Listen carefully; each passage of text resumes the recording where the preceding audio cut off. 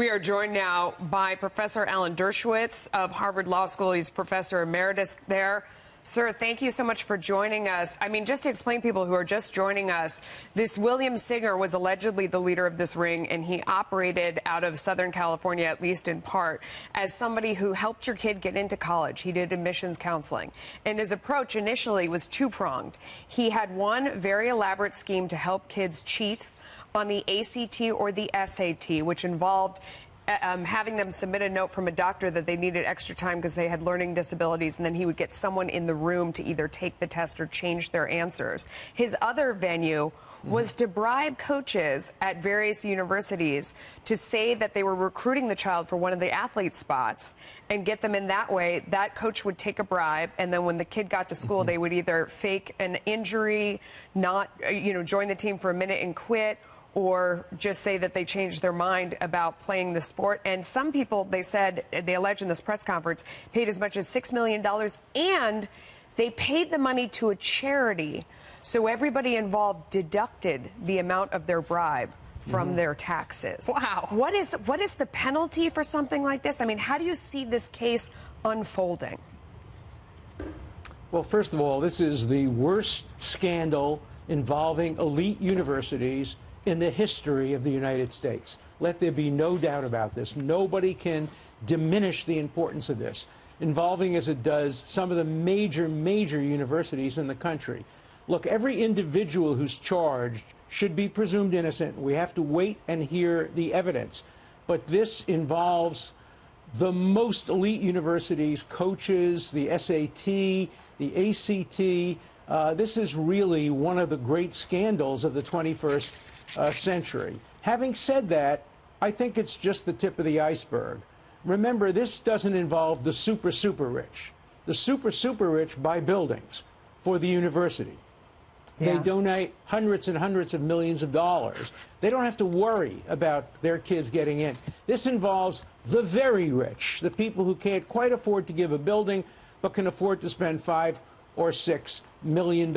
And once this investigation is complete, we will see that this person, Singer, if the allegations are true, went over any possible line and did clearly commit crimes, and apparently he's pleading guilty, that in some respects this is a matter of degree, that we will see other mini scandals involving contributions to universities, coaches who are prepared to stretch the rules. Look, at bottom, the fault for this lies in the fact that we've abolished grades at universities in many parts of the country. Nobody fails anymore. Because if we went back to the situation that occurred when I started teaching at Harvard almost 60 years ago, this couldn't work because these students would fail out. It didn't pay for them to come into a college because they wouldn't make it through if they didn't have the academic resources to make it. But today, nobody fails. And today, nobody gets bad grades. Nobody even gets C's. And in many universities, they've abolished grades. So there's no way of testing whether they are qualified or competent. Once they get into college, many just sail through because of the way universities have decided to treat their students. And so I think we will see this as the tip of a very deep iceberg. Look, I don't believe there should be special slots for athletes. Colleges are not supposed to be about athletics. Athletics are supposed to be collateral. But today, kids who aren't qualified or are minimally qualified get in because they're a good quarterback or a good soccer player. That's the beginning of the problem. Now, this case doesn't involve that. This case involves overt cheating, and particularly on the SATs and bribery.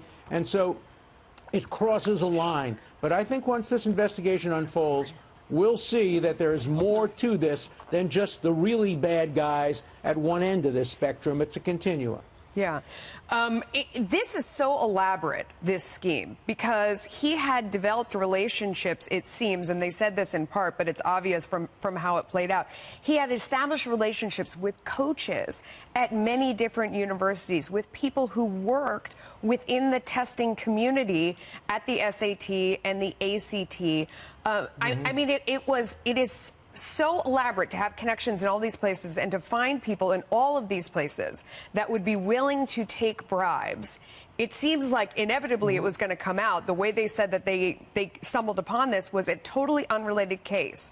They had someone in their grips who said, by the way, I have a huge scandal that you guys don't know anything about, and here's a tip on it, and that's how they got started down this road. I would ask you... And that's the way many of these... That's the way it happens, yeah. And conspiracy, I mean, like, what is that? So this is racketeering, no?